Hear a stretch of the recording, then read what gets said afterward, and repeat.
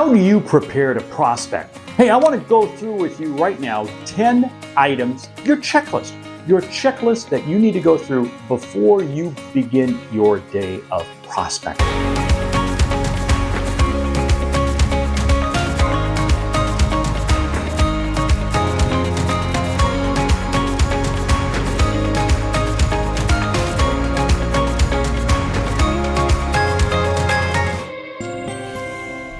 I'm Mark Hunter, the Sales Hunter. Number one, know your list. That's right, know your list. It's not just names on a piece of paper or names in the CRM system or names that pop up, but who's on that list? What's the persona? What's the ICP?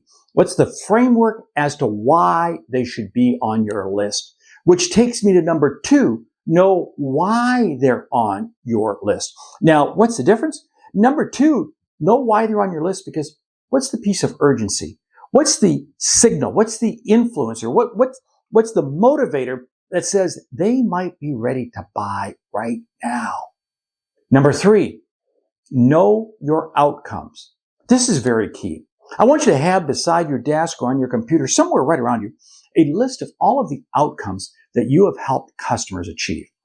Really, it's why you sell. It's why you do what you do, because you do it to help customers. And you want to have those outcomes there. And you want to look at those. You want to give yourself a hug. And you want to keep those in your mind because this is the reason why you're calling. Number four, know how you're going to engage. How are you going to engage? What's going to be the process that you're going to use to engage them? What's going to be the method? Is it phone? Is it text? Is it email? What is it going to be? And with that, what's your messaging going to look like? Number five, know your next step. In other words, okay, you know your next step, but where is it that you go with this? In other words, got to understand, you book a meeting from a meeting. You get them on the call, you get them on the phone, or maybe just a door opener. But what's the next step? Know what your next step is and be prepared, regardless of whether it be a voicemail you're getting, a gatekeeper you're getting, the person you're looking for, or somebody else. Who knows? This all comes down to this is why you got to know what your outcome is and you know what the next step is. Number six, know your previous successes. Now, this is a little bit different than the outcomes I said earlier. Know your previous successes. What do I mean by this?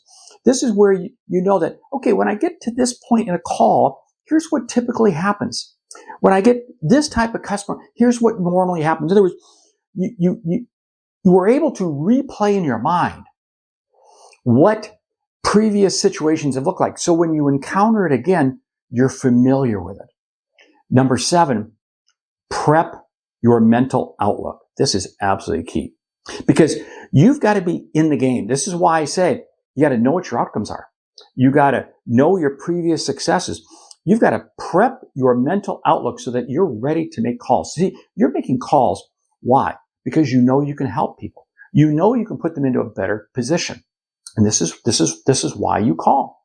You're doing this also from a mental outlook because you know that in order for you to have deals that you close, I hate that term close. I have deals that I open a relationship with. I have to first find these people and begin having conversations with them. And it's going to be a series of steps. So I'm preparing myself for what today might look like and these calls might look like. Number eight, visualize success. Now this builds on number seven because when you visualize the success, you have got that perfect customer. You've created a visual image of who that is, their business or the outcome, but you've created something about having a visual picture that you're looking at. Your visual success might be, this is what you're attempting to buy. It might be a new home, it might be a car, it might be something. This is what you're working towards, a special trip, whatever it might be. But you're visualizing success in one manner or another, or both. Number nine, know your goals. Now, okay, your goals are certainly to get deals, to close sales, open relationships. But in order to do that, you've got to have conversations. And in order to have conversations, you've got to make X number of calls and emails, etc. And what I say is that's your goals. That's your goals. Because I want you to achieve a level of success. And you may have a number that you need to hit, your quarterly number. Great. But in order to hit that quarterly number, you got to have X number of conversations, et cetera, et cetera. That's what I'm getting to. This is where you have to kind of boil this down, bring it down, and achieve a certain number. Now, here's the deal. Don't set your goals too high. Leaders, if you're watching this, if you're listening to this, don't set it as 100 calls for a new person coming in. No, it's 5 calls. It's 10 calls. I would rather have my goals be lower so I can achieve them. Now, I want to have them as a little bit of a stretch, but not too far. Because here's the thing. If I set goals and I always miss them, I demotivate myself. But if I set goals and achieve them, I get more amped up. I'm feeling better. I'm feeling that I can actually make this happen. And number 10, block your time. You can have all of the prospecting tools in place. But if you haven't blocked your time, it's going to get consumed by something else.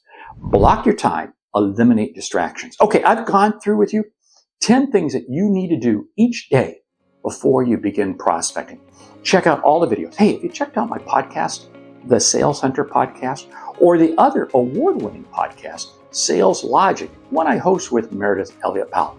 Both great ways to gain more insights. I'm Mark Hunter. Great selling.